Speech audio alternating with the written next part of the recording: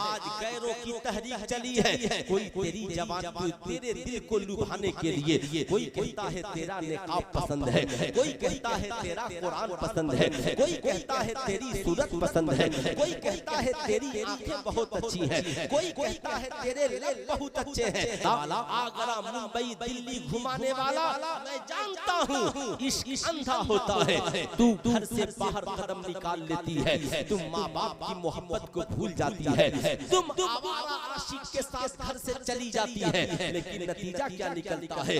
10-20 रोज ये आवारा आशिक तुझे घुमाता है, तेरी इज्जत के साथ खेलता है। जब तुझसे तबीयत भर जाती है तो उसके बाद आकर छपरा स्टेशन पर, मुजफ्फरपुर स्टेशन पर तुझे छोड़कर ऐसे चला जाता है। अब तू न मैका जाने के लायक है, ना ही उस आवारा आशिक के घर जाने के लायक है। अब क्या करेगी? या तो आत्महत्या कर लेगी, घर जाएगी, तेरे माँ बाप तुझे किस मुंह से लेंगे? तेरा बाप ने तो उसी दिन कह दिया था, जिस तूने घर से कदम निकाला तो तेरे बाप ने कहा, जिसने मेरी इज्जत का ख्याल नहीं किया, अब मुझे भी उसकी जिंदगी की फिक्र नहीं है। तेरे भाई ने तो उसी दिन रिश्ता तोड़ लिया था, जिस दिन तूने घर से बाहर कदम निकाला था। जब तुझे भाई की इज्जत की फिक्र नहीं है तो उसे भी तेरी फिक्र नहीं है। इसलिए इस्लाम की शहजादियों, सुल्तान रज़ा तुझसे कहना चाहेगा कि कभी जिंदगी में ऐसे गलत फैसले न लेना, माँ बाप को राजी करना, माँ बाप को खुश करना। इस्लाम इस बात की इजाजत देता है कि लड़कियों से भी पूछा जाए कि तुझे ये लड़का पसंद है कि नहीं है, लड़के से भी पूछा जाए तुझे ये लड़की पसंद है कि नहीं है। माँ बाप की मर्जी के बगैर कदम न निकालना। लेकिन याद रखना के तक़द्दुस क्या होते हैं और उसका पैगाम क्या होता है। खतीब आज़म हिंदुस्तान आलिम लिसान हजरत अल्लामा मुफ्ती सुल्तान रज़ा साहब शेर रज़ा की हैसियत से आपकी समातों की दहलीज तक पहुंच रहे हैं।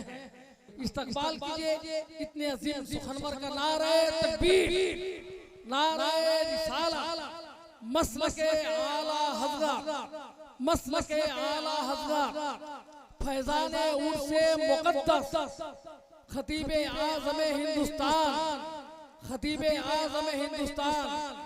अब औलिया किराम की शान के 4 मिसरे सुनने के इशारा करके बलाओं को टाल देते हैं। जरा एक बार कहिए ना सुभान अल्लाह। हम भी हकदार हैं। ड्राइवर सोएगा तो कहाँ एक्सीडेंट कीजिएगा, कोई गारंटी नहीं, हमको जगा के रखना होगा। इशारा करके बलाओं को टाल देते हैं, गमो अलम का जनाजा निकाल देते हैं। नबी के चाहने वालों को मैंने देखा है, मुसीबतों को मुसीबत में डाल देते हैं। मुअज़्ज़ज़ मुक़द्दस उलमाए इस्लाम, शोराए इस्लाम, सामईने बस्मे मोहब्बत, अस्सलामु अलैकुम व रहमतुल्लाहि तआला व बरकातुहू। अल्हम्दुलिल्लाह वस्सलातु वस्सलामु अला नबिय्यिही, अम्मा बाद, फ़अऊज़ु बिल्लाहि मिनश शैतानिर रजीम, बिस्मिल्लाहिर रहमानिर रहीम। क़ाल अल्लाहु तआला फ़िल क़ुरआनिल मजीद वल फ़ुरक़ानिल हमीद, युअल्लिमुल किताब वल हिकमह, सदक़ल्लाहुल अलीयुल अज़ीम, बल्लगना रसूलुहुन नबियुल अमीनुल मकीनुल करीम, व नहनु अला ज़ालिका लमिनश शाहिदीन वश्शाकिरीन वज़्ज़ाकिरीन वल्हम्दुलिल्लाहि रब्बिल आलमीन।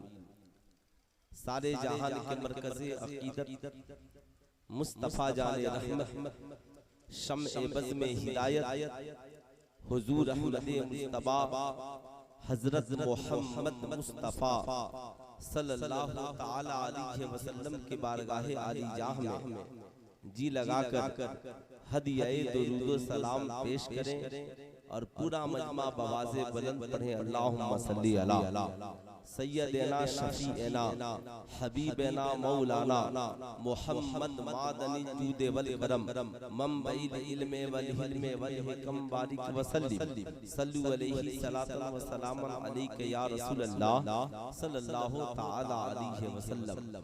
आज की ये पाकीज़ा बज़्म मोहब्बत अल्लाह के एक मुक़द्दस वली की बारगाह में खिराज अक़ीदत पेश करने के लिए सजाई रचाई और बसाई गई है। यकीनन काबिल मुबारकबाद है आप हज़रात, इसलिए कि अल्लाह के मुक़द्दस नबी सल्लल्लाहु अलैहि वसल्लम ने इरशाद फरमाया, जब अल्लाह वालों के जिक्र की महफिल सजाई जाती है तो अल्लाह ताला वहाँ पे रहमत का नुज़ूल फरमाता है। खुदा की रहमत के साये में है आप अपनी जिंदगी की तमाम रातों में से एक रात को हसीन बना रहे हैं। हिंदुस्तान के बहुत अच्छे शायरों को आपने समाअत किया। आपके इस जलसे में 3 खूबसूरत आवाजें हैं, जिनमें 2 आवाजों को आपने सुन लिया। एक आवाज को बचाकर रखा गया है ताकि मेरे बात सुनिएगा। शायर हिंदुस्तान जनाबे हाफिज अब्दुल वकील साहब किबला, इनकी आवाज का क्या कहना, माशाअल्लाह पूरी दुनिया में लोग इनकी आवाज से मुस्तफिज होते हैं, अपने दिलों को इश्क़े मुस्तफ़ा के नूर से मामूर करते हैं। कारी अख्तर ज़िया मुज़फ्फरपुरी साहब की बेहतरीन शायरी से आप मुस्तफिज हुए। मेरे बाद शायर इस्लाम अरशद इकबाल साहब किबला सिवानी की बेहतरीन शायरी से आप मुस्तफिज होंगे। नकीब आज़म हिंदुस्तान जो नकीब भी हैं, शायर भी हैं, फ़ख्रे सारन भी हैं, हज़रत अल्लामा निसार अहमद साहब किबला मिसबाही, उनकी रहनुमाई में फ़कीर आप हज़रात की दहलीज तक हाजिर आया। पैकरे खुलूस व वफ़ा हजरत मौलाना अबुल कलाम साहब किबला शमशी, जो आपकी मस्जिद के खतीब व इमाम हैं, माशाअल्लाह डॉक्टर भी हैं, जिस्मानी रूहानी दोनों इलाज करते हैं। अल्लाह का करम है कि अभी आपकी बस्ती में वो सही सलामत हैं। मैं तो दुआ करता हूँ जब तक रहें सही सलामत रहें। ये तीसरी हाजिरी है मेरी। एक बार बरसात के मौसम में आया था, दूसरी बार बाढ़ के मौसम में आया था, इस बार जो आया हूँ तो मौसम सही है, लेकिन माशाअल्लाह मौसम सही है, मिजाज भी सही रहा, तो आप हजरात की दहलीज तक मेरी कुछ बातें पहुँचेंगी। अपनी मट्टी पे ही चलने का तरीका सीखो, संगे मरमर पे चलोगे तो फिसल जाओगे। आज लोगों ने मिजाज बना लिया है, मर्द मर्द बनकर नहीं रहना चाहता, औरत औरत बनकर नहीं रहना चाहती। अल्लाह ने जो बनाया है लोग वह बन करके रहना पसंद नहीं कर रहे हैं। औरतें चाहती हैं हम मर्दों की तरह जिंदगी गुजारे, मर्द चाह रहे हैं कि हम औरत बन जाएं।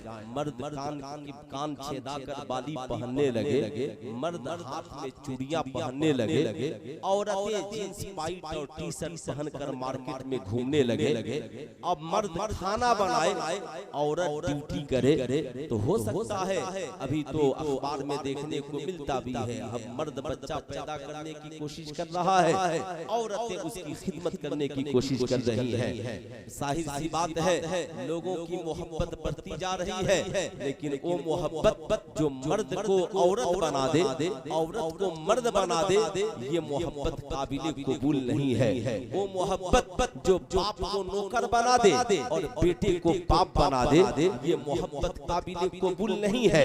जैसा इस दौर में हम आज इस समाज में देख रहे हैं, अब लोग साहब बेगैर निकाह की जिंदगी गुजारना चाह रहे हैं। वो लोग ये समझा रहे हैं कि साहब हम आजादाना जिंदगी गुजारना चाहते हैं, हम नहीं चाहते बच्चा पैदा करना, इसलिए निकाह करना नहीं चाहते हैं। निकाह करने के बाद औलादें होंगी, ससुराल होगा, सास ससुर की औरतों को खिदमत करनी पड़ेगी, बहुत सारा बोझ जिंदगी में होगा।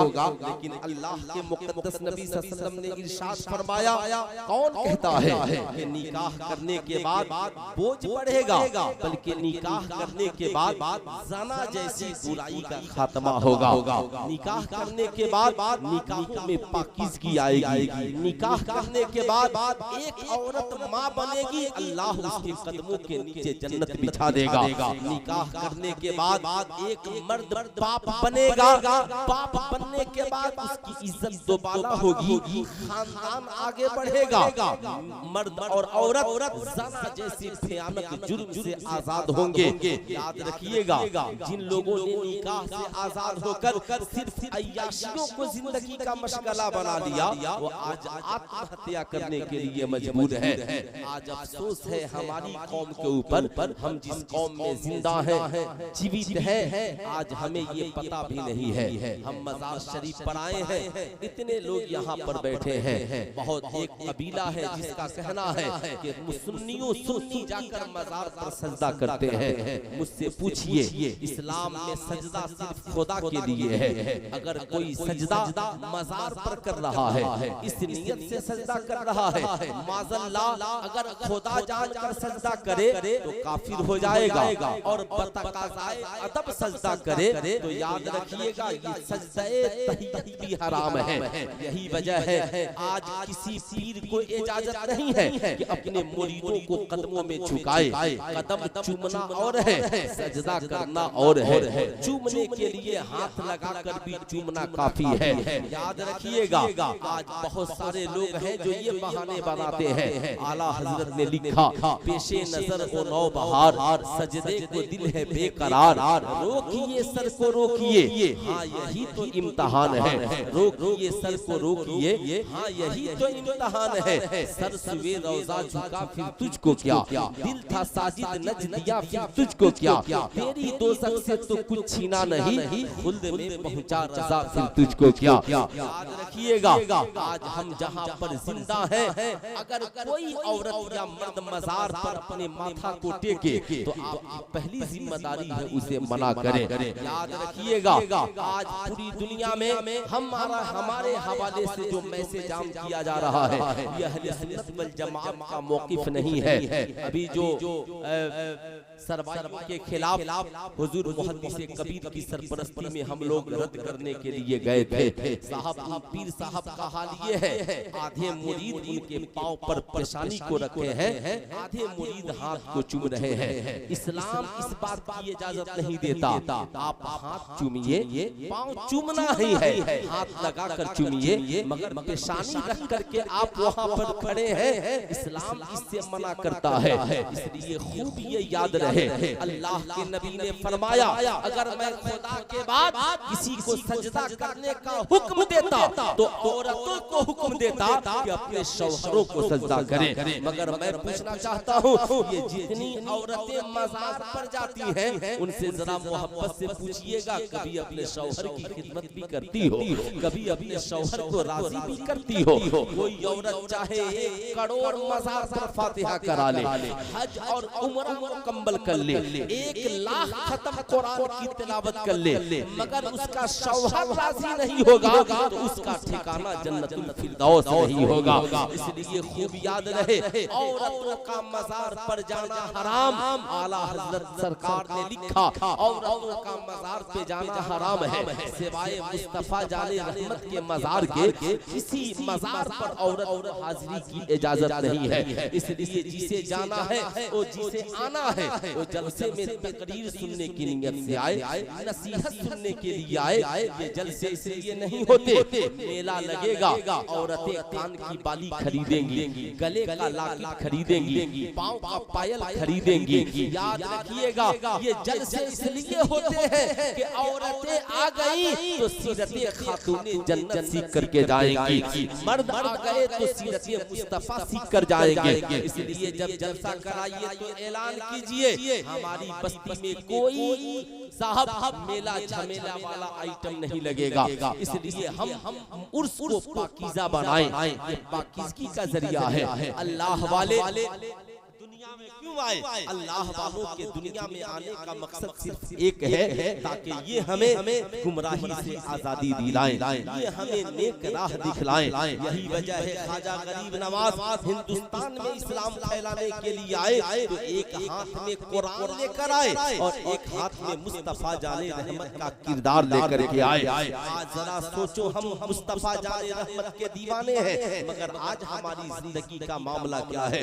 आज प्रॉब्लम सबसे बड़ा ये है कि आखिर हम सोचेंगे कब, आखिर हम सीखेंगे कब। आज याद रखिएगा, आप मजार की तामीर में अरबों रुपए खर्च कर दे, आप चाहे मजार शरीफ का गुंबद सोने का बना दे, आप अपने मस्जिदों के मीनारे अरबों रुपए को बना दे, गैरों को इससे कोई फर्क नहीं पड़ता।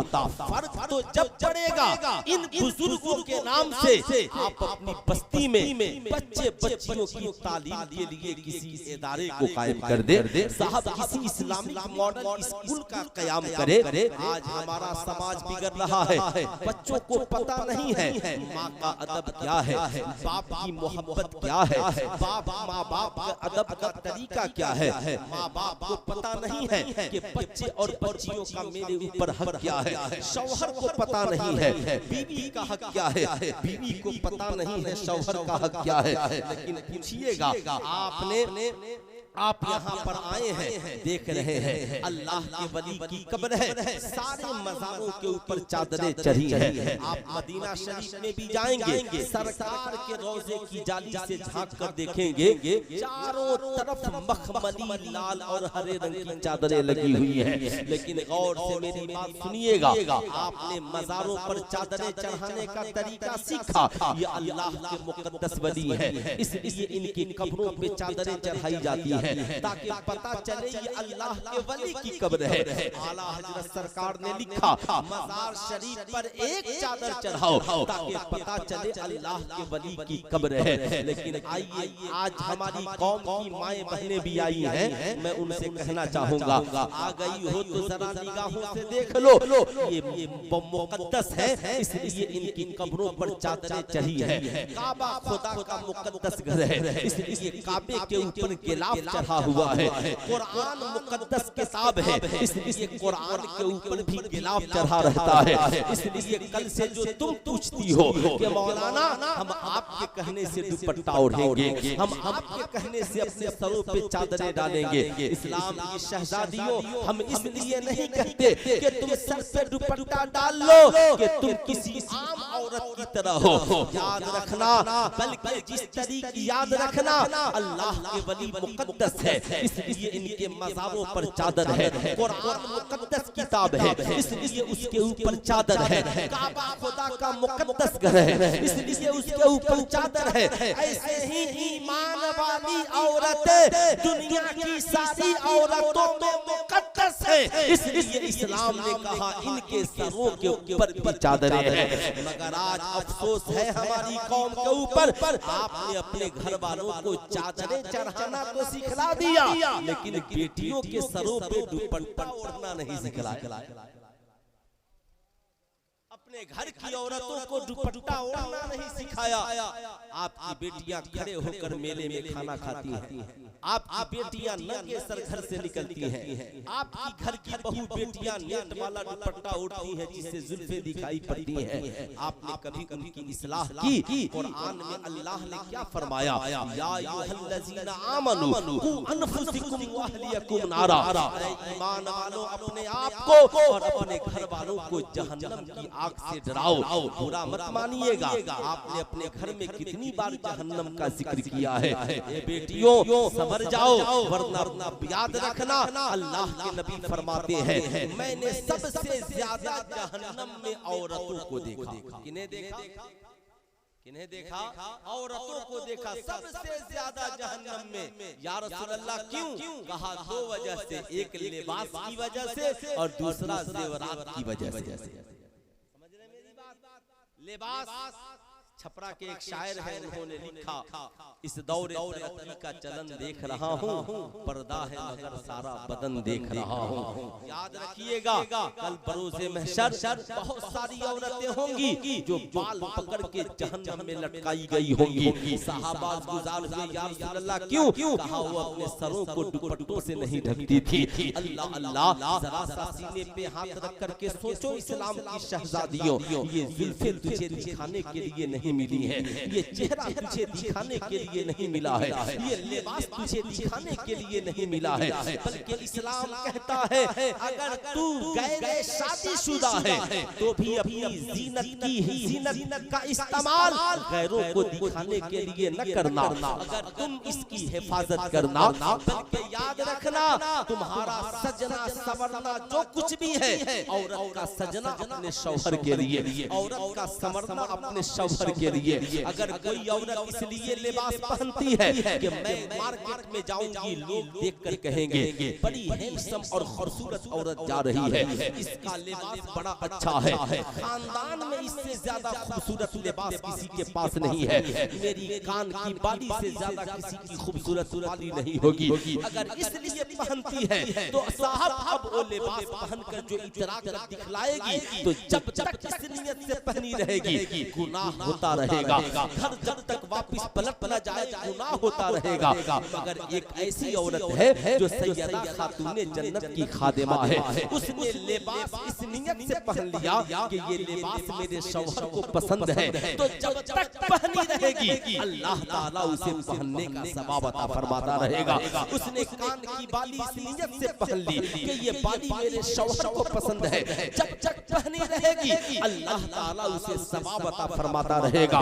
इसलिए मेरी गुजारिश है आप बुरा न मानिएगा, क्या आपने कभी भी आप अपनी बेटी के लिए लिबास खरीद कर लाए, या आपने अपनी बेटी की पसंद का लिबास खरीदा, या आपने अपनी बेटी से कहा बेटी ये दुपट्टा पतला है, ये इस्लामी तरीका नहीं है, बेटी ये जर्जेट का दुपट्टा इस्लाम इसे पहनने ओढ़ने की इजाजत नहीं देता।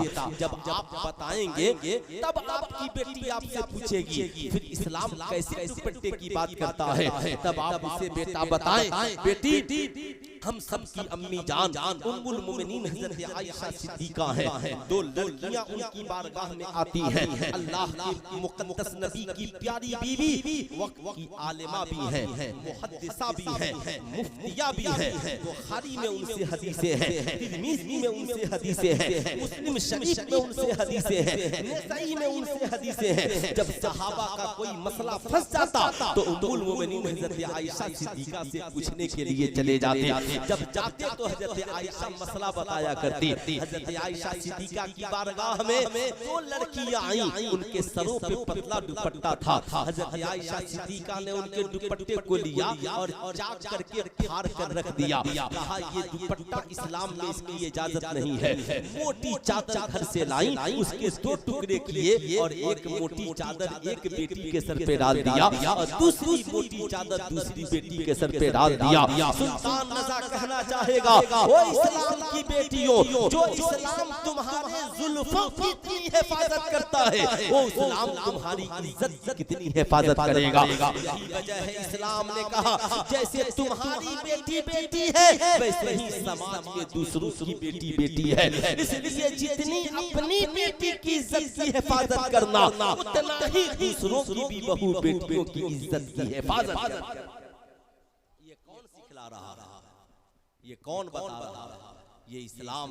लेकिन आज अफसोस हम ऐसे मुसलमान हैं कि बेटियों को कॉलेज में भेजना तो सीखा मगर सरों पे दुपट्टा ओढ़ना नहीं सिखलाया। हमने अपनी बेटियों को आला तालीम किसे कहते हैं, मैं आपसे पूछना चाहता हूँ आपने तालीम का मकसद क्या है? तालीम का मकसद ये नहीं है कि इंसान के पास बहुत बड़ी बड़ी डिग्रियां हो जाए, कोई इंसान बहुत आला डिग्रियां दुनियावी एतबार से हासिल कर ले, डॉक्टर बन जाए, मगर शादी की महफिल में शराब पीकर गिरने लगे, समाज वाले देखेंगे कहेंगे बड़ा नाकारा आदमी है, पढ़ लिख कर शराबी बन गया है। कोई आपकी बस्ती का लड़का इंजीनियर बन जाए और जुआ खेलते हुए पकड़ा जाए, लोग कहेंगे बड़ा नाकारा लड़का है, इतनी आला डिग्री हासिल करके जुआ खेलता है। कोई नौजवान बहुत बड़ा बिजनेसमैन बन जाए, दौलत सर्वत उसके कदमों में हो, मगर उसे पता नहीं हो कि मेरी कमाई में पहला हक मेरी माँ का है। बूढ़ी माँ और बाप को गालियां देता हो और अपनी बीवी को सर का ताज बनाकर पूरी दुनिया में घुमाता हो, जाहिर सी बात है उस तालीम से क्या फायदा है।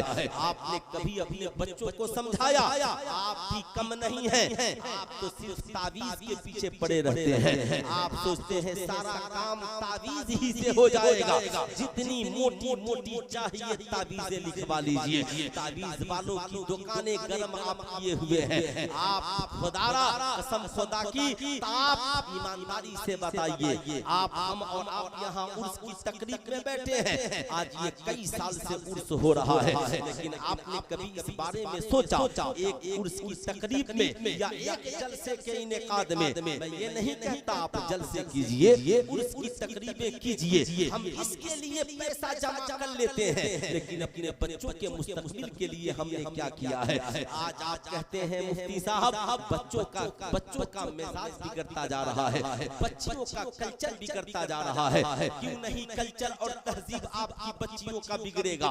इसलिए कि आपकी बेटियां और बेटे जब थोड़े से बड़े होते हैं तो आप उनके पास पढ़ने के लिए भेजते हैं जिन्हें इस्तिंजा करने का तरीका भी नहीं मालूम है। आप उनके पास पढ़ने के लिए भेजते हैं जिन्हें पता ही नहीं है कि समाज में कैसे जीना है। जहाँ चाहा खड़े खड़े पेशाब कर लिया, जहाँ चाहा जानवरों की तरह खड़े खड़े खाना खा लिया। साहब मैं आपसे पूछना चाहता हूँ, अब मुसलमान भी यही सोच रहे हैं हमें भी खड़े खड़े खाने की इजाजत मिल जाए, हमें भी खड़े खड़े पीने की इजाजत मिल जाए। ईमानदारी से बताइएगा इंसान और जानवर में क्या फर्क है? इंसान और जानवर में फर्क यही है कि इंसान बैठकर खाना खाता है और जानवर खड़े होकर के खाना खाते हैं। याद रखिएगा एक गलत औरत में और एक इज्जतदार औरत में फर्क यही है कि मार्केट की बाजारू औरतें मार्केट में खड़े होकर खाना खाती हैं, उन्हें इस बात का ख्याल नहीं होता कि हम किसकी बहू है, हम किसकी माँ है, हम किसकी बीवी है, हमारा मजहब क्या है, हमारी तहजीब क्या है, हमारा तमद्दुन क्या है। हमारी ये कौम की बेटियां टीवी सीरियल देखकर, प्रोग्राम देखकर, फिल्में और मूवीज देखकर सोचती हैं हमारा भी लिबास वही हो जो श्री देवी की शक्ल में शराब पीकर नाचने वाली औरत का था, जिसने शराब पीकर दुबई में दम तोड़ दिया। आज हमारी कौम का नौजवान शर्म है, लानत है आज हमारी नौजवानों की सोच पर। आज हमारी कौम का नौजवान गैरों से मुकाबले की बात करता है, गैरों से मुकाबले में शाहरुख खान जैसे नचनिया बजनिया के फिल्म का प्रचार करता है। खान मूवी सीट कर गई, खान मूवी इतनी चली गई, ऐसा जालिम सरफेरा नचनिया नाम उसका मुसलमान अपनी बेटी की कमर पे हाथ रखकर जो तस्वीर खिंचाता हो, ज़माने को ये बताता हो कि बेटी के कमर पे बेटी जवान हो जाए तो क्या इस्लाम इस बात की इजाजत देता है? अगर इन नचनिया बजनियों को क्या शर्म है जो अपनी बेटी के कमर पे हाथ रखकर और बेटी के कंधे पे हाथ रखकर तस्वीर खिंचाते हो। अब कोई शाहरुख खान का फॉलोवर होगा तो सोचेगा हम भी अपनी बेटी के साथ ऐसा ही करेंगे, हम भी अपनी बीवी के साथ ऐसी ही तस्वीरें खिंचवाएंगे। बताओ ईमानदारी के साथ आज कितने नौजवान हमारे समाज में हैं जो शादी के बाद 2 VIP चेयर लगाते हैं वलीमा में, एक तरफ बीवी को बैठाते हैं, एक तरफ खुद बैठते हैं। अगर बाप मना कर दे तो कहते हैं जाओ तुम्हारा दिमाग सटिया गया है, हमारी मर्जी, हम अपनी शादी की खुशी मना रहे हैं, ये मेरी बीवी है, करोड़ों लोग देखे इससे क्या फर्क पड़ता है? ये मुसलमान तू अपनी इज्जत को कहाँ ला रहा है? तुमने अपने वकार को कहाँ खो दिया? तूने समाज में कहाँ बैठे हो? आज तुम अपनी बीवी को बैठाकर अपने दोस्तों को बुलाते हो, ये मेरा इंजीनियर दोस्त है, ये मेरा डॉक्टर दोस्त है, ये मेरा करोड़पति दोस्त है, ये मेरे फला रिश्तेदार है। तुम्हारी बीवी सबसे हाथ मिलाती है, तुम कहते हो फूल माला पहनाओ, जानते हो नतीजा उसका क्या निकलता है? कल होकर तुम्हारी बीवी कहती है तुम्हारे जो डॉक्टर दोस्त हैं उनके पास VIP बंगला है, तुम क्यों नहीं इंतजाम करते? तुम्हारे फला इंजीनियर दोस्त के पास बहुत आलीशान मर्सिडीज कार है, तुम इंतजाम क्यों नहीं करते? नतीजा क्या निकलता है? औरतों की ख्वाहिशातें बढ़ती हैं, तुम बीवी की मोहब्बत में आकर उन मर्सिडीज कार वाले दोस्त को बोला देते हो। फिक्र मत करो, मैं दोस्त को बोल देता हूँ, वो तुझे अपनी गाड़ी पे बैठा कर अस्पताल ले जाएगा, पटना लेकर जाएगा, तुम मेरे दोस्त के साथ मुंबई आ जाओ। ये कयामत की निशानी है, कयामत की निशानी। अल्लाह के मुकद्दस नबी सल्लल्लाहु अलैहि वसल्लम ने इरशाद फरमाया, एक जमाना ऐसा आएगा कि लोग माँ बाप भाई बहन को छोड़ देंगे और दोस्तों के साथ मिलजुल रखेंगे, दोस्तों के साथ पार्टियां करेंगे, अपनी बीवी बच्चों को दोस्तों के हवाले करेंगे। जानते हो नतीजा क्या निकलता है?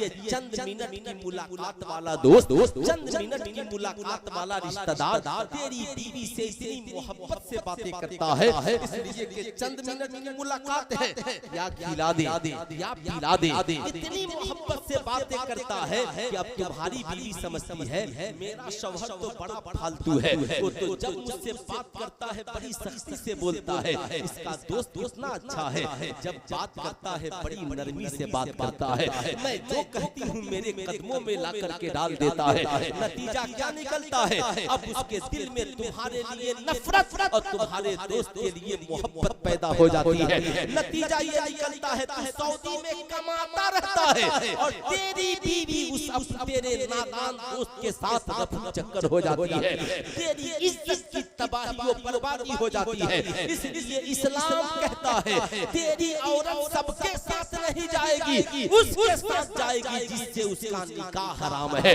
उसे भेजना है तो अपने बाप के साथ भेज, उसे भेजना है तो अपनी माँ के साथ भेज, उसे भेजना है तो अपनी बहन और के साथ भेज, उसे भेजना है तो उसके माँ बाप के साथ भेज। शरीयत ने ये हद मुकर्रर, बच्चों की माँ किसी के साथ भागती है और अखबार में तुम्हारा नाम छपता है। प्रॉब्लम जब होता है किसी की बेटी कॉलेज से बॉयफ्रेंड तलाश करके भाग जाती है, प्रॉब्लम आज नहीं है, प्रॉब्लम तब होता है लोग कहते हैं मौलाना लोग आप लोग क्या कर रहे हैं, समाज बिगड़ता जा रहा है। बोलिए मैं गलत बोलता हूं? अरे बोलिए। अच्छा ये यहाँ 3-4 लोग कुर्सियां खाली करके चले गए, उन्हें तकलीफ हो गई क्या?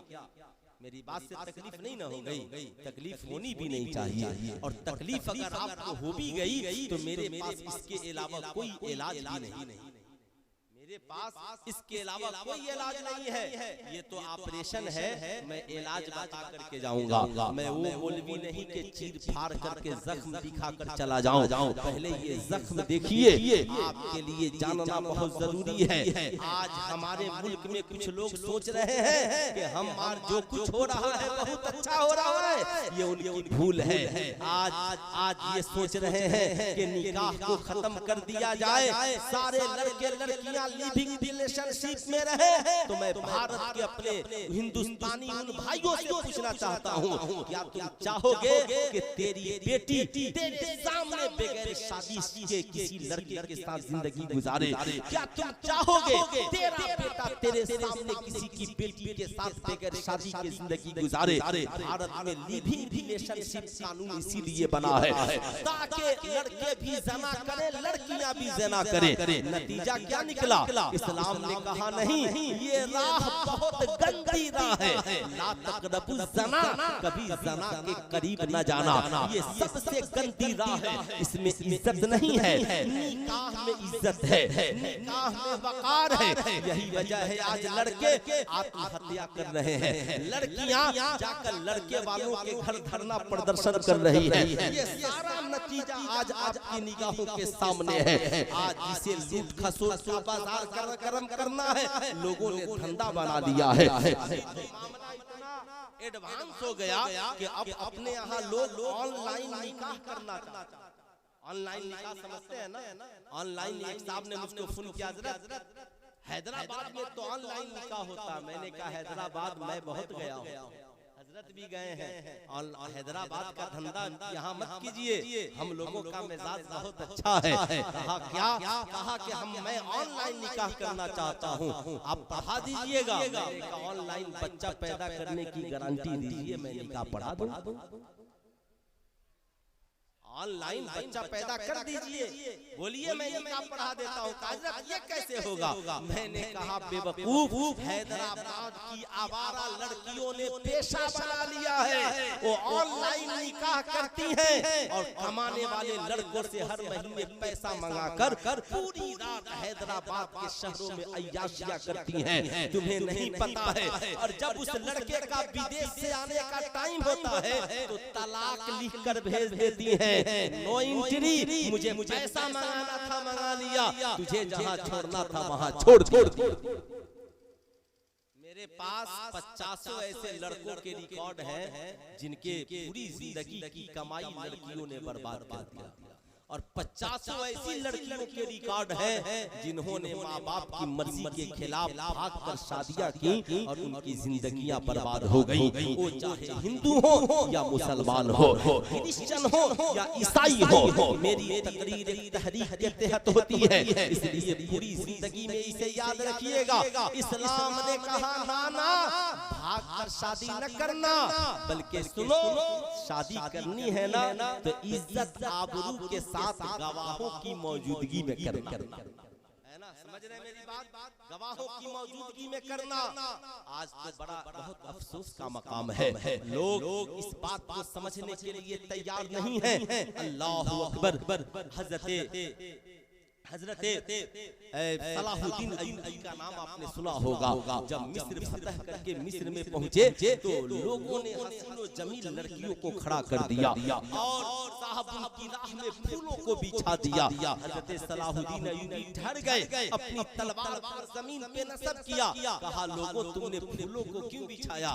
कहा आपके इस्तकबाल में। कहा अय्यूबी फूलों को मसलने एक बार चली गई तो फिर कभी वापस पलट करके नहीं आ सकती है। इसलिए तालीम का मकसद ये नहीं है कि तुम, मैं ये नहीं कहता तालीम हासिल न करो, मगर तालीम की आड़ में आज लड़कियां सिगरेट पीने लगे, तालीम की आड़ में लड़कियां शराब पीने लगे, तालीम की आड़ में लड़कियां शराब की पार्टियां सजाने लगे, तालीम की आड़ में साहब मेलों की तकरीबों में जाकर लड़कों से चोरी छिपके मुलाकात करने लगे। ये कैसी तहजीब है? तुमने अपनी इज्जत को इज्जत नहीं समझा है। सुनो जरा गौर से सुनना, हम सब की अम्मी जान हजरत उम्मे सलमा है, मुस्तफा जाने रहमत के करीब बैठी है। इतने में एक नाबीना साहबी रसूल जिनकी आंखों की रोशनी खत्म थी, जिन्हें हजरत अब्दुल्ला इब्ने मक्तूम कहते हैं, आका करीम से मिलने चले आ रहे हैं। आका की नजर जो ही पड़ी, आका ने कहा उम्मे सलमा घर के अंदर चली जाओ। अल्लाह अल्लाह, उम्मे सलमा कहती है या रसूल अल्लाह क्यों? कहा अब्दुल्ला इब्ने मक्तूम आ रहे हैं। हम सब की माँ ने कहा, कहती हैं या रसूल अल्लाह अब्दुल्ला इब्ने मक्तूम तो अंधे हैं, उन्हें दिखाई नहीं पड़ता। सुनो कौनैन के ताजदार का जवाब, आका फरमाते हैं उम्मे सलमा अब्दुल्ला इब्ने मक्तूम अंधे हैं मगर तुम तो अंधी नहीं हो। क्या कहा? वो अंधे हैं मगर तुम तो अंधी नहीं हो। जैसे मर्दों के लिए औरतों का देखना जायज नहीं, ऐसे ही औरतों के लिए भी मर्दों का देखना जायज नहीं है। इसलिए इस्लाम की शहजादियों, तुम चाहे कहीं तालीम हासिल करना, लेकिन अपनी इज्जत का कभी सौदा न करना। तुझे नहीं पता जो तुम अगर ये सोचती हो कि हम माँ बाप की मर्जी के बगैर चले जाएंगे, ये जवानी चंद रोजा है, ये हुस्न जमाल चंद रोजा है, ये जवानी खत्म हो जाने वाली है, ये हुस्न जमाल ढल जाने वाला है। आज गैरों की तहरीक चली है, कोई तेरी जवानी तेरे दिल को लुभाने के लिए, कोई कहता है तेरा निकाब पसंद है, कोई कहता है तेरा कुरान पसंद है, कोई कहता है तेरी सूरत पसंद है, कोई कहता है तेरी आंखें बहुत अच्छी हैं, कोई कहता है तेरे लब बहुत अच्छे हैं। कहना सब अच्छे हैं मगर निकाह के बाद अच्छे हैं। सब अच्छे हैं मगर निकाह के बाद अच्छे हैं। बगैर निकाह के किसी लड़के से या किसी मर्द से तेरे लिए कोई तोहफा लेना दुरुस्त नहीं है। इसलिए याद रखना, तेरी पैदाइश के मौके से बर्थडे पार्टी में कोई नौजवान बहुत बहुत बेहतरीन तुझे गिफ्ट देना चाहता है, कहना गिफ्ट मैं उसी से लूंगी जिससे मेरा निकाह होगा, या मेरा भाई होगा, मेरा बाप होगा, मेरा चचा होगा, मेरा मामा होगा, जिससे मेरा निकाह हराम है मुझे उसका गिफ्ट कबूल है। याद रखना, या जिससे मेरा निकाह होने वाला है, ये लोग तेरी इज्जत की ख्वाहिशें रखते हैं, इसलिए वो चाहते हैं तुझे किसी तरीके से बहकावे में ले आए। ये मोबाइल फोन पे ताजमहल दिखलाने वाला, लाल किला दिखलाने वाला, आगरा मुंबई दिल्ली घुमाने वाला, मैं जानता हूँ इश्क अंधा होता है। तू घर से बाहर कदम निकाल लेती है, तुम माँ बाप की मोहब्बत को भूल जाती है, तुम आवारा आशिक के साथ घर से चली जाती है, लेकिन नतीजा क्या निकलता है? 10-20 रोज ये आवारा आशिक तुझे घुमाता है, तेरी इज्जत के साथ खेलता है। जब तुझसे तबीयत भर जाती है तो उसके बाद आकर छपरा स्टेशन पर, मुजफ्फरपुर स्टेशन पर तुझे छोड़कर ऐसे चला जाता है जैसे चाय पीने वाला चाय पीने के बाद प्याली को फेंक कर होटल से चला जाता है। अब तेरा कोई पुरसाने हाल नहीं होता। तू चाहे किसी पुलिस स्टेशन में जाए, जाकर के नोटिस कराए, लिखवाए, तेरी कौन सुनेगा? अब तो आवारा भाग गया है, मुकदमा लड़ता रहा। अब तू न मैका जाने के लायक है, ना ही उस आवारा आशिक के घर जाने के लायक है। अब क्या करेगी? या तो आत्महत्या कर लेगी, घर जाएगी, तेरे माँ बाप तुझे किस मुंह से लेंगे? तेरा बाप ने तो उसी दिन कह दिया था, जिस तूने घर से कदम निकाला तो तेरे बाप ने कहा, जिसने मेरी इज्जत का ख्याल नहीं किया, अब मुझे भी उसकी जिंदगी की फिक्र नहीं है। तेरे भाई ने तो उसी दिन रिश्ता तोड़ लिया था, जिस तूने घर से बाहर कदम निकाला था। जब तुझे भाई की इज्जत की फिक्र नहीं है तो उसे भी तेरी फिक्र नहीं है। इसलिए इस्लाम की शहजादियों, सुल्तान रज़ा तुझसे कहना चाहेगा कि कभी जिंदगी में ऐसे गलत फैसले न लेना। माँ बाप को राजी करना, माँ बाप को खुश करना, इस्लाम इस बात की इजाजत देता है कि लड़कियों से भी पूछा जाए कि तुझे ये लड़का पसंद है कि नहीं है, लड़के से भी पूछा जाए तुझे ये लड़की पसंद है कि नहीं है।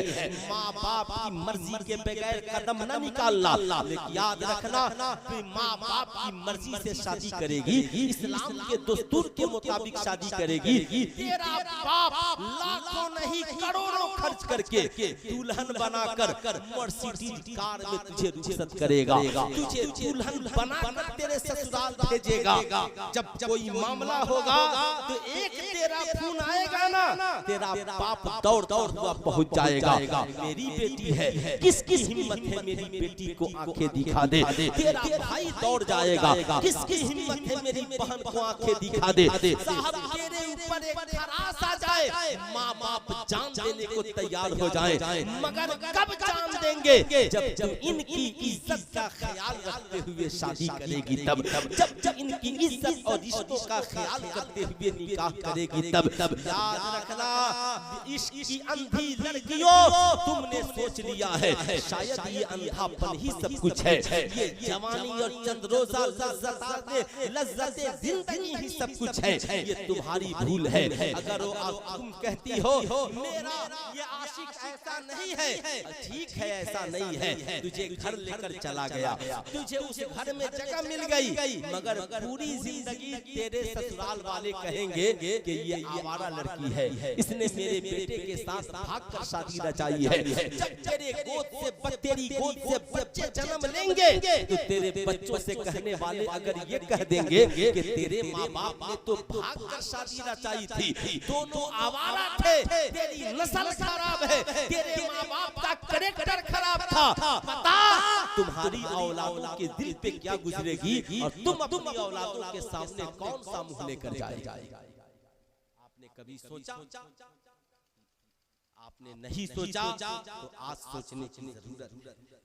आज ये मेरी मुख्तसर सी सवाल गुफ्तगू थी, लेकिन मैं आपको बताना चाहूंगा आखिर फिर कैसे समाज को संवारा जाए, ये बेटियां कैसे समझेगी इज्जत किसे कहते हैं, ये बच्चे कैसे समझेंगे कि दूसरों की बेटियों की इज्जत क्या होती है। आपसे मैं पूछना चाहता हूँ, हम जिस मुल्क में जिंदा हैं, इस मुल्क में एक वक्त के हजरत औरंगजेब आलमगीर रहमतुल्लाह अलैह की हुकूमत थी, समझ रहे हैं ना? हजरत औरंगजेब का नाम सुनकर कितने लोगों का कलेजा फट जाता है, कितने लोग पाइप में पेशाब कर देंगे, जाहिर सी बात है, इसलिए उनका नाम सुनकर कलेजा फट जाता है। याद रखिएगा, हजरत औरंगजेब आलमगीर की हुकूमत है, और बनारस के पंडित जी की बेटी है जिसका नाम शकुंतला है। इब्राहिम कोतवाल ने गले कलसर डाली और पंडित जी से कहा, पंडित जी फला दिन में आपकी बेटी को लेने आऊंगा, दुल्हन बना के रुखसत कर दीजिएगा। पंडित जी की बेटी ने कहा, मैंने सुना है इस्लाम अपनी बेटी की तरह दूसरों की बेटी को भी बेटी समझता है। पंडित जी से कहा, बाबूजी मुझे एक घोड़ा दीजिए, बादशाह के दरबार में जाना है। दिल्ली के जामा मस्जिद के गेट पे जुम्मा के रोज फरियादियों के सफ में खड़ी है। हजरत औरंगजेब आलमगीर नमाज पढ़ाकर वापस हुए हैं, मर्दों वाला लिबास पहनी है। औरंगजेब आलमगीर को रुका दिया है। औरंगजेब आलमगीर ने जब रुका पढ़ा, पहचान गया कि ये शकुंतला है, तो सबसे पहले चादर उतारी और उसके सर को ढक दिया और कहा, बेटी फिक्र न कर जा, जब तक औरंगजेब जिंदा है किसकी हिम्मत है कि भारत में कोई किसी की बेटी की इज्जत लूटे। किसने कहा? ये हजरत औरंगजेब आलमगीर ने। शकुंतला चली आई, कहा, बाबूजी फिक्र मत कीजिए, बादशाह ने मुझे बेटी कहा। क्या कहा? औरंगजेब आलमगीर ने, अल्लाह के वली हैं, इन वलियों ने कहा जैसे मेरी बेटी बेटी वैसे दूसरों की बेटी भी बेटी। यहाँ हाल ये है, मेरी बेटी बेटी है और दूसरों की बेटी दासी है। हमारी भी बहन बहन है और दूसरों की बहन हमारे लिए रखेल है। हमारी माँ माँ है और दूसरों की माएँ हमारे घरों के लिए नौकरानी है। जैसे आज का इंटरनेशनल समाज अपनी बेटी बेटी है और आने वाली बहू हमारे घर की नौकरानी है। आज आपने इतना गंदा माहौल बना लिया है, लेकिन एक ही रात में सारी इस्लाह के पहलुओं पे गुफ्तगू नहीं हो सकता। इसलिए जितने उलमा आए सबकी जिम्मेदारी है अपने अपने हवाले से गुफ्तगू करें। हजरत औरंगजेब आलमगीर ने शकुंतला की इज्जत बचाने के लिए साहब खाना भी छोड़ दिया, पानी भी छोड़ दिया। इब्राहिम कोतवाल जब सब संवर कर चलने लगा तो एक कंबल पोश फकीर पहुंचा। कहा, इब्राहिम सबको जमीन पे देते हो, मुझे हाथ में कुछ दो। उसने कहा, नीचे से ले लो। कहा, फकीर नीचे से नहीं लेगा, हाथ में लेगा। जो ही उसने खैरात देने के लिए हाथ बढ़ाई, हजरत औरंगजेब आलमगीर ने उसकी कलाई को पकड़ के जमीन पे पटक दिया। कंबल उतारा तो देखकर हैरान हो गया, ये तो बादशाह वक्त औरंगजेब आलमगीर है। सब हैरान हो गए। उन्होंने मजहब नहीं देखा कि इब्राहिम कलमा पढ़ने वाला है, उन्होंने ये नहीं देखा कि इब्राहिम कोतवाल है और हुकूमत का साथी है। जैसा आज आप लोग हुकूमत में रहने वालों की हिफाजत करते हैं, बल्कि हजरत औरंगजेब आलमगीर ने दो हाथियों को बुलवाया और इब्राहिम कोतवाल के दोनों पांव को बनवा कर चिरवा दिया और कहा, जब तक औरंगजेब जिंदा है, भारत की हिंदू की बेटी हो या मुसलमान की, किसकी हिम्मत है जो किसी की इज्जत पे गलत निगाह डाले। ये कौन बोल रहा? ये औरंगजेब आलमगीर बोल रहे हैं। आज का हुक्मरान उनसे मुकाबले की बात करता है जो दिन को लोगों को मीडिया पे आकर धोखा देता है और रात में लड़कियों के साथ अनाथ आश्रम में अय्याशी करता है। ऐसे लोगों से हम क्या बात करें? लेकिन जाहिर सी बात है, हम जहाँ पर जिंदा हैं हमें अपने आप को बदलना है। मेरी आपसे गुजारिश ये है कि साहब अब समाज को संवारा कैसे जाए। हम गैरों को बचाने की बात नहीं करते, हम इन बच्चों को बचाने की बात करते हैं, आने वाली नस्लों को बचाने की बात करते हैं। हजरत हाफिज अब्दुल वकील साहब कहेंगे तो क्या सबको आलिम बना दिया जाए? मैं कहूंगा नहीं, आलिम बनना फर्ज किफाया है। इलाके में एक बच्चा भी आलिम बन गया, सबके तरफ से जरूरत पूरी हो गई। कल बरोज़े महशर ये नहीं पूछा जाएगा तूने अपने बच्चे को आलिम क्यों नहीं बनाया, मुफ्ती क्यों नहीं बनाया, डॉक्टर इंजीनियर प्रोफेसर क्यों नहीं बनाया। ये जरूर पूछा जाएगा तूने अपने बच्चे को दीनदार क्यों नहीं बनाया, तुमने अपने बच्चे को खुदा से मोहब्बत करने वाला क्यों नहीं बनाया, तुमने अपनी बेटियों को सीरत फातिमा ज़हरा क्यों नहीं सिखाई, तुमने अपनी बेटियों को हलाल और हराम क्यों नहीं बताया, तुमने अपने बच्चों को। आज मैं आपसे पूछना चाहता हूँ, अगर मदरसे का एक बच्चा बिगड़ जाए तो लोग कहते हैं मदरसे में ताला लगा दीजिए। आपने कभी स्कूलों का हिसाब लिया है? कभी जाकर कॉलेज में पूछा, प्रोफेसर साहब माशाल्लाह नारा लगाइए, नारे तकबीर। नारे रिसालत खतीबुल हिंद हज़रत अल्लामा इब्राहिम रज़ा साहब क़िबला चतुर्वेदी माशाअल्लाह नेपाल। बहुत खूब माशाअल्लाह। हज़रत बड़े अच्छे वक्त से तशरीफ ले आए, लेकिन जरा सा दोनों हाथों को उठाकर एक बार प्यार से बोल दीजिए या रसूल अल्लाह, और जरा जोर से बोल दीजिए या हबीब अल्लाह। मैंने इसलिए बोल दिया ताकि आप लोग बेदार हो जाएं। अब जरा गौर से सुनिएगा, मैं ये अर्ज कर रहा था, अब साहब कभी आपने कॉलेज में पूछा मेरी बेटी सिगरेट नहीं पीती थी, इस्लाम में सिगरेट पीना हराम नहीं, मगर ये अदब के खिलाफ जरूर है। अगर कोई नौजवान लड़का सिगरेट पिए जमाना इसे ऐब समझता है, कोई जवान लड़की सिगरेट पिए जमाना इसे ऐब समझता है। आज हमारे पास हमारे खिलाफ मास मीडिया में क्या हो रहा है हम इससे बाखबर हैं। लेकिन मैं आपसे पूछना चाहता हूँ, आपने कभी पूछा अरे साहब मैंने तो बेटे को कलम चलाने के लिए भेजा था, मेरा बेटा कॉलेज में आके बंदूक कब से चलाने लगा? मैंने तो अपनी बेटी को यहाँ पर किताबें पढ़ने के लिए भेजा था, मेरी बेटी व्हाट्सएप पे गैरों की मैसेज कब से पढ़ने लगी? मैंने तो अपनी बेटी को यहाँ पे पावाकार बनने के लिए भेजा था, मेरी बेटी सेल्फी लेने वाली कब से बनने लगी?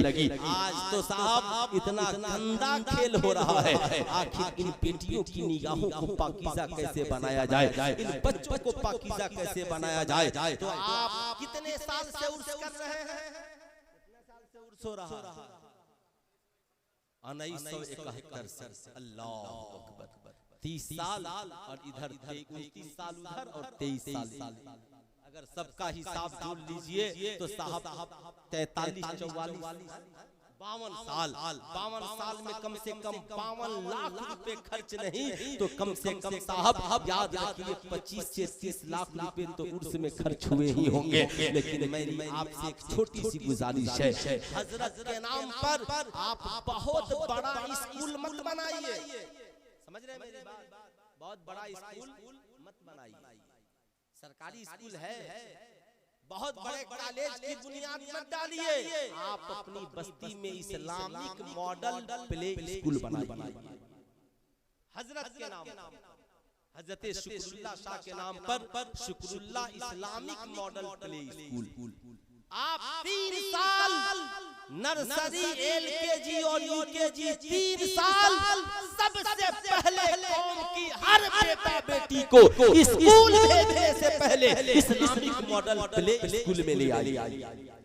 सुनिएगा मेरी बात खूब गौर से, और आपको ये काम करना होगा अगर चाहते हैं बेटियां शराबी न बने, बेटियां मुर्तद न बने, बच्चे जवान होकर माँ बाप के नाफरमान न बने, तो आपको ये करना होगा। सुनिए, 3 VIP क्लास बनाइए, नर्सरी, LKG, UKG। 3 साल का बेहतरीन नाजरा, मुकम्मल नाजरा के साथ किताबें ले आइए। समझ रहे हैं? अपनी जमात की उर्दू की किताबें 1 से 100 यहीं पढ़ाइए, क से ग तक यहीं पढ़ाइए, A से Z तक यहीं पढ़ाइए, अलिफ से या तक यहीं पढ़ाइए, नूरानी कायदा यहीं पढ़ाइए, साहब याद रखिए अनवारे शरीयत यहीं पढ़ाइए, 30 पारा कुरान इसी जगह पढ़ाइए। अब ये वहाँ पे 2 बेहतरीन आलिम और 2 बेहतरीन टीचर, 4 लोगों को बहाल कीजिए, और जो पैसा स्कूल में खर्च करते हैं उस पैसे को 3 साल आप अपनी मर्जी के इस्लामिक मॉडल प्ले स्कूल में खर्च कीजिए। समझ रहे मेरी बात?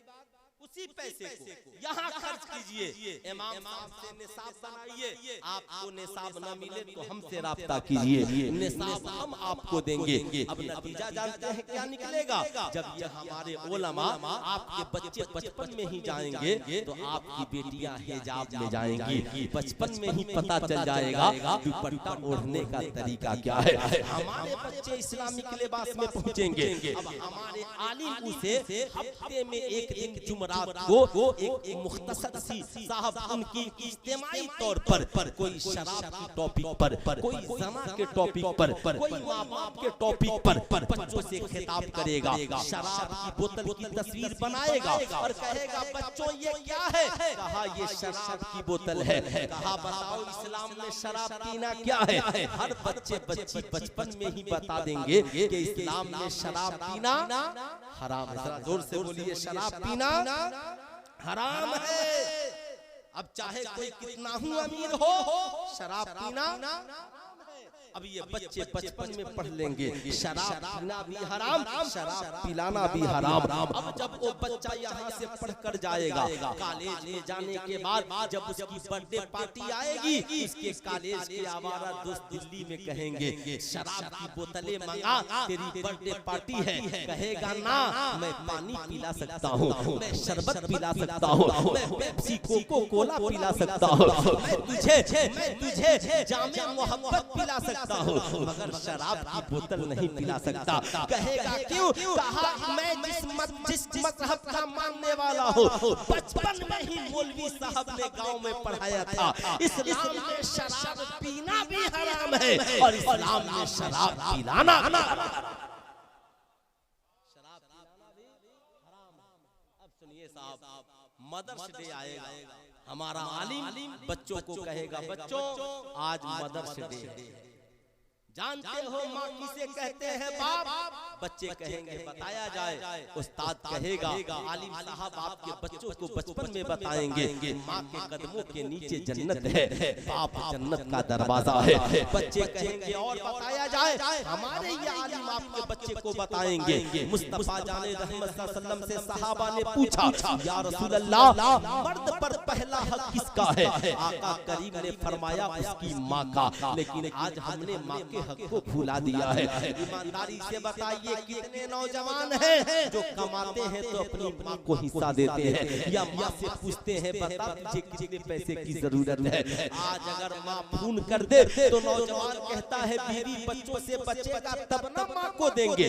सुल्तान रजा कहना चाहेगा तोड़िए इस कसम को, यही वजह है हमने माँ बाप को नाराज करके दोस्तों को खुश करने के लिए पार्टियां की है, हमने माँ बाप को नाराज करके मज़ारों पर चादरें चढ़ाई है, हमने माँ बाप को नाराज करके हज और उम्रा किया है, हमने माँ बाप को नाराज करके फातिहा की महफिल सजाई है। नतीजा क्या निकला? न मेरा फातिहा कबूल है, न हमारी चादरें मकबूल है, न हमारी कमाई में बरकतें हैं, न हमारी जिंदगी में बरकतें हैं। इसलिए कि जिनकी मोहब्बतों से बरकतें होनी थी हमने ठुकरा दिया है। आज माँ बाप से कहते हो बीवी बच्चों से बचेगा तब माँ बाप को देंगे। आला हजरत से किसी ने पूछा हुजूर मर्द कमाए तो क्या करे? कहा 100 रुपए कमाए तो 75 माँ को दे, 25 बाप को दे, फिर बचे तो बीवी बच्चों का ख्याल करे। आज ये पढ़ी लिखी लड़कियां सास ससुर से कहती हैं मेरे शौहर की कमाई है, मैं चाहूं जो करूं, आपको क्या जाता? ये बात तो माँ को कहना चाहिए कि मेरे बेटे की कमाई है, जब तक मैं जिंदा हूँ उसकी भी मालिकिन हूँ और उसकी कमाई की भी मालिकिन। लेकिन ये बातें इसलिए होती हैं कि आपकी बहू को पता ही नहीं है कि माँ बाप का हक क्या है, आपके बेटे को पता ही नहीं है कि माँ बाप का हक क्या है। नतीजा आज समाज में देख रहे हैं बूढ़ा बाप चाय की 2 घूंट के लिए मोहताज है। ए मेरी कौम के शहजादों, किसी ने पूछा हुजूर आप अल्लाह के वली कैसे बने? कहा माँ बाप की दुआओं ने मुझे अल्लाह का वली बना दिया है। इसलिए मैं आपसे कहना चाहूंगा याफ्ता दौर में कहते हो कि पैसा बचेगा तब माँ बाप को देंगे। क्या तेरी माँ ने रोटियां बनाकर कही थी कि रोटियां बचेंगी तो तू खाना? क्या तेरे बाप ने पैसा कमाने के बाद कहा था कि पैसा बचेगा तो तेरे ऊपर खर्च होगा?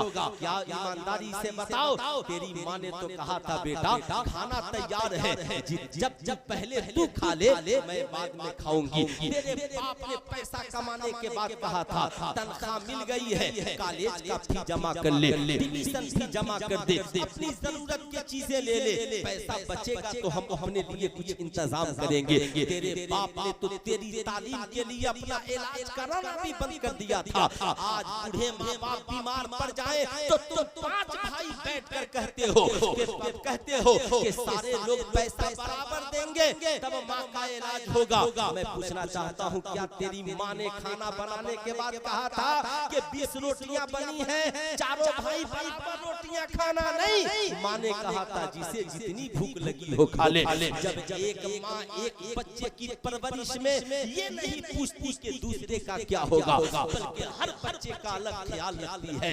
ए मेरी कौम के शहजादों, सुल्तान रज़ा तुझसे कहना चाहेगा, जब तेरी माँ के इलाज की बात आए ना तो कहना माँ फिक्र न कर, मैं अकेले तेरे इलाज के लिए काफी हूँ। आज के बाद दिल्ली कमाओ, मुंबई कमाओ, सऊदी कमाओ, जब कमाना पैसा लाना तो पहला फोन माँ को करना, माँ मैं मुस्तफा जाने रहमत का गुलाम हूँ और आका ने फरमाया है मेरी कमाई में पहला हक तेरा। पहला हक मर्द की कमाई में पहला हक किसका है? पूरा मजमा जरा जोर से बोलिए, किसका है? माँ का। माशाअल्लाह, आवाज यकीनन तेज आनी चाहिए ताकि जो सो गए हैं उनके कानों में भी आवाज पहुंच जाए, ताकि फिर कोई माँ किसी के पास ताबीज लिखाने नहीं जाए कि मेरा बेटा मुझे नहीं देखता, ताबीज लिख दीजिए। ऐ मेरी कौम के शहजादों, माँ को फोन करना, कहना माँ बोल तुझे कितने पैसे की जरूरत है, बता तेरे बेटे की तनख्वाह मिली है, अब्बा के इलाज में कितने पैसे लगेंगे, भाई बहन की तालीम के लिए कितने पैसे चाहिए। तेरी माँ का कलेजा फक्र से चौड़ा हो जाएगा, तेरे बाप से कहेगी अल्लाह मेरे बेटे को सलामत रखे, बेटे ने फोन किया था कितना पैसा चाहिए, तो तेरा बाप कहेगा पैसा मांगी नहीं ना, का नहीं का पहले बेटे से कह देना मेरी बहू का ख्याल कर लेगा, अपने बच्चों को देख लेगा, बचेगा तो हमारे लिए भेजेगा, हम तो बूढ़े हैं हमारी ईद पुराने कपड़ों में भी हो जाएगी। ये माँ का प्यार है, ये बाप का प्यार है। याद रखना सारी दुनिया तेरी कमाई खाकर सो जाती है, तेरी बीवी तेरे बच्चे तेरी कमाई खाकर सो जाते हैं, तेरे दोस्त तेरी कमाई से पार्टियां करके सो जाते हैं, लेकिन रात की तन्हाई में तेरी सलामती के लिए कोई दुआ करता है तो तेरा बाप आता है, तेरी भलाई के लिए कोई आंचल फैलाता है तो तुम्हारी माँ फैलाती है। मौला मेरे बेटे को कामयाब कर दे। अगर आपने इस फार्मूले पे अमल कर लिया तो इंशाअल्लाह याद रखिए आपने अपनी कमाई में माँ को हिस्सादार बना दिया तो इन साल लाखपति हैं, अगले साल करोड़पति हो जाएंगे। मेरी कौम की बहुओं, तेरा शौहर अगर तेरे सास ससुर को कमा कर नहीं देता है तो उसे कहना मुझे बाद में देना, अपने माँ बाप को पहले, ताकि तुम्हारी औलादें भी जब कमाए तो कहे नहीं मैं भी अपने माँ बाप को कमा कर पहले दूंगा। सारी बातें कौन बताएगा? आपका आलिम बताएगा, आपका आलिम उसी मदरसे उसी स्कूल में बताएगा। ला तक़रबु ज़ना, ज़ना के करीब न जाना, अल हया व शुबतुम मिनल ईमान, हया ईमान का हिस्सा है, ज़ना हराम है, माँ के कदमों के नीचे जन्नत है, बाप जन्नत का दरवाजा है। जब ये बच्चे इस्लामिक माहौल में यहाँ से पढ़कर स्कूल में जाएंगे, कसम खुदा की वहाँ पर जब कोई बेहयाई की बात करेगा ये बच्चे कहेंगे ना हम ये गलत कदम नहीं उठा सकते। तालीम का मकसद इंसान के अंदर पाकीज़गी का आना है। आज लोग कहते हैं आला तालीम के लिए हम अपने बेटे बेटियों को परदेश भेज देंगे, बेशक भेजिए, आपका बच्चा डॉक्टर इंजीनियर प्रोफेसर बन जाए, मगर जब कोई बाप रोता है ना तो मुझे बड़ी तकलीफ होती है। हमारे यहाँ दीवान में एक साहब ने अपने बेटे को इतना पढ़ाया इतना पढ़ाया कि बेटा लंदन में कमाता है, लंदन में 10 लाख की तनख्वाह है, लेकिन बाप जब बीमार पड़ा तो बेटा कहता है सुनिए आप अपनी जिंदगी जिए और हम अपनी जिंदगी जिए। लानत है उस तालीम पर जो तालीम अपने माँ बाप की कदर करना न सिखाए, लानत है उस तालीम पर जो तालीम नौजवानों को शराबी बना दे। इसलिए याद रखिए आप चाहते हैं कि आपके बेटे बेटियों का मुस्तकबिल रोशन हो तो अपने बच्चों को 3 साल इस्लामिक माहौल में पहले पढ़ाइए। इंशाअल्लाह ऐसा करेंगे? अरे बोलिए कितने लोग करेंगे? जरा हाथ उठाइए तो सारे लोग कोशिश कीजिए आज से ही। सुनिए बात बताइए, आपने 10-10 लाख की बिल्डिंग बना ली है, आप लोगों के पास बहुत खेतियां होंगी, कई बीघा के मालिक होंगे, एक कट्ठा अपने मुस्तकबिल के लिए भी बेच दीजिएगा ना तो ये नस्लें आबाद हो जाएंगी, हो जाएंगी। सारे लोग हर महीना अपने बच्चों के पढ़ने के लिए प्राइवेट स्कूल में अगर 100 घर है तो 1 लाख रुपया महीना प्राइवेट स्कूल में जा रहा है। अगर वही 1 लाख रुपया अपने गांव में इस्लामिक मॉडल प्ले स्कूल में खर्च करेंगे ना तो कसम खुदा की बच्चों की दुनिया भी समझ जाएगी और आखिरत भी समझ जाएगी, दुनिया भी आपकी बेटियां बेहया नहीं होंगी, उनके सरों पे दुपट्टा होगा, माँ बाप की कदरें करेंगी, माँ बाप की इज्जत करेंगी, मज़ारात में जाने का सलीका मालूम होगा, नमाजों की पाबंदी होगी। ईमानदारी से बताइए कि आपने किसी अल्लाह के वली को देखा है जिसकी एक वक्त की नमाज कज़ा हुई हो? एक वक्त की नमाज कज़ा हुई है किसी अल्लाह के वली की, फिर मजाबिर की नमाज कैसे कज़ा हो जाती है? इसलिए इन मजाबिरों को भी सोचना चाहिए। मजार पे आइए, इन बुजुर्गों की बारगाह में आइए, तो इनके वसीले से दुआएं मांगिए, इनसे कहिए हुजूर दुआ कर दीजिए कि अल्लाह हमें भी अपनी राह में जगह दे, हम भी नमाजी बने, शब्बेदार बने, शब जिंदादार बने। ऐ मेरी कौम के शहजादों, आपने गरीब नवाज की सिर्फ करामत को सुना है, मगर गरीब नवाज की जिंदगी का कभी आपने सही से मुताला नहीं किया है। ख्वाजा गरीब नवाज इनमें तफसीर पढ़ने के लिए गए तो उनके उस्ताद ने कहा मोइनुद्दीन मेरे पास वक्त नहीं। कहा हुजूर कोई वक्त निकालिए, का एक वक्त है। कहा कब? कहा नमाज़े तहज्जुद के बाद मैं तुझे पढ़ाऊंगा, क्या तुम पढ़ सकते हो? ख्वाजा गरीब नवाज मुस्कुराए, कहा हुजूर बेशक मैं पढ़ सकता हूँ। नमाज़े तहज्जुद समझते हैं ना, ये 5 वक्त की नमाज नहीं, रात को इंसान इशा की नमाज पढ़ के खा पी के सो जाए फिर उठते। ख्वाजा गरीब नवाज उस्ताद के उठने से पहले उठ जाते, बावजू होते और उनके वजू के लिए पानी रखते, फिर उनके उस्ताद उठते वजू करते, उस्ताद शागिर्द नमाज़े तहज्जुद पढ़ते, फिर रात की तन्हाई में उस्ताद कुरान पढ़ाता, तफसीर पढ़ाता, ख्वाजा गरीब नवाज पढ़ते। इस इल्म ने मोइनुद्दीन को गरीब नवाज बना दिया है। हमारी कौम के नौजवान समझते हैं शायद 10 अंगूठियां पहन लेंगे हम तो माज़अल्लाह अल्लाह के वली बन जाएंगे, कमर तक जुल्फें बढ़ा लेंगे वली बन जाएंगे, पीला पीला लिबास पहन लेंगे वली बन जाएंगे। बगैर शरीयत पे अमल किए कोई अल्लाह का वली नहीं बन सकता है। शरीयत सीधी राह है, सच्ची राह है। इन मज़ारों पर आने का मकसद सिर्फ एक है कि इन वलियों की जिंदगी का हम सबक सीखें। इसलिए जब यहाँ आइए तो फूलों की चादरें सरों पर लेकर आइए, और जब यहाँ से जाइए तो बुजुर्गों के किरदार की चादरें जिंदगी में लेकर के जाइए। माशाअल्लाह बहुत बड़े बहुत अच्छे खतीब हजरत अल्लामा इब्राहिम रज़ा साहब किबला चतुर्वेदी नेपाल संस्कृत भी बोलते हैं, इस्लाह भी करते हैं, मेरे पसंदीदा खतीब हैं। इंशाअल्लाह उनकी गुफ्तगू होगी। बहुत मेरी तकरीर बहुत लंबी हो गई, लेकिन जो कुछ भी मैंने कहा सब कुछ अभी अधूरा है। आपको खुद सोचना है हमें कैसे माँ बाप के साथ रहना है, कैसे भाई बहन के साथ। आजकल लोगों को देखते हैं, लोग कहते हैं ये मकान मेरे बाप का है, ये चश्मा मेरे बाप का, इसकी मैं बड़ी हिफाजत करता हूँ। अरे यार, मकान की हिफाजत, चश्मे की हिफाजत, जमीन की हिफाजत माँ बाप की है, और तेरा भाई किसकी औलाद? बता, तू भाई किसकी हिफाजत, बहन की कितनी हिफाजत करता है? इसलिए भाइयों से भी रिश्ता मजबूत रखिए। आखिरी पैगाम, रिश्ता तोड़ने वाला नहीं, रिश्ता जोड़ने वाला बनिए। आज हमारी दुआएं इसलिए कबूल नहीं होती। मुस्तफा जाने रहमत की महफिल में सहाबा बैठे हैं, आका तशरीफ लाए, कहा मेरी महफिल से वो निकल जाए जिसने आपस में रिश्तों को तोड़ लिया। आका ने मेरी महफिल से वो निकल जाए जिसने आपस में रिश्तों को तोड़ लिया है। अल्लाह अल्लाह, जिसे महफिल से आका निकाल दे वो माँ बाप को नाराज करके उनकी बारगाह में जाएगा, आका कबूल करेंगे? बड़े खुश नसीब है अल्लामा निसार अहमद साहब किबला मिसबाही, हाफिज अब्दुल वकील साहब किबला, ये लोग आका की बारगाह में गए हैं। वहाँ निसार साहब भी अपनी वालिदा के साथ गए हैं। मुझे भी खुशी होती है कि मैंने जिंदगी में कोई नेक काम नहीं किया, लेकिन इतना मुझे याद रहेगा कि जब मैं आका की बारगाह में गया तो अपनी माँ के साथ गया।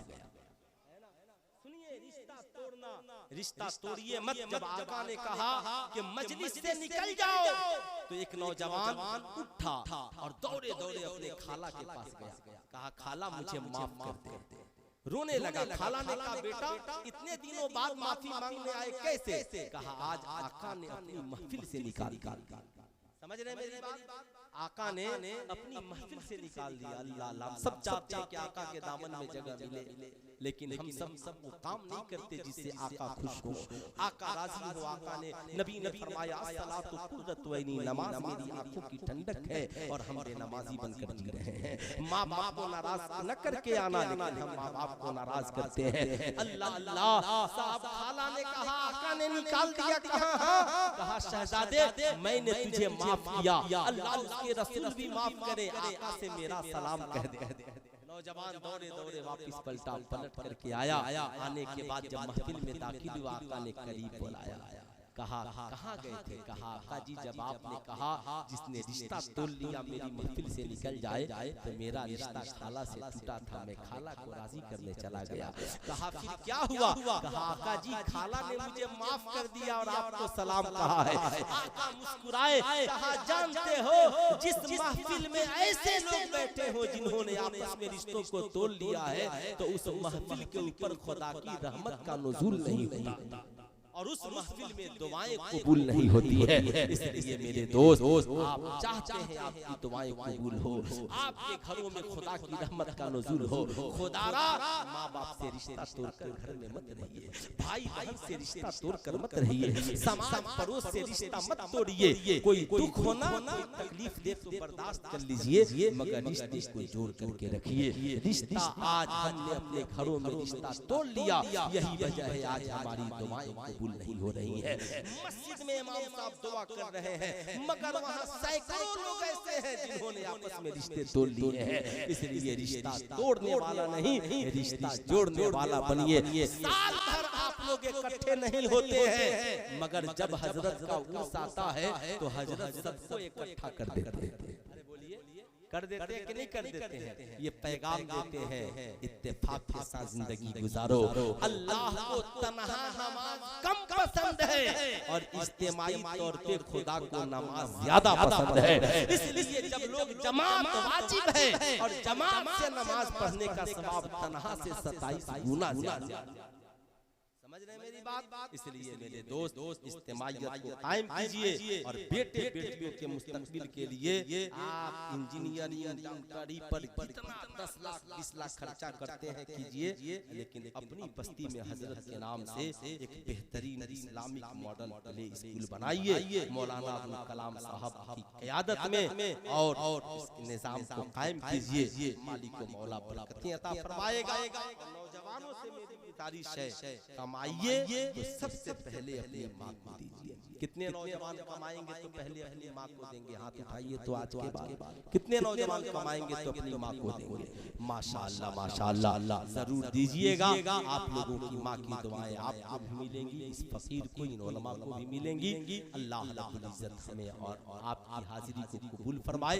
पूरा मजमा मिलकर पढ़ लीजिए अस्तगफिरुल्लाह रब्बी मिन कुल्ली ज़ंबी व अतूबु इलैहि। पढ़ लीजिए ला इलाहा इल्लल्लाह मुहम्मदुर रसूलुल्लाह सल्लल्लाहु अलैहि वसल्लम।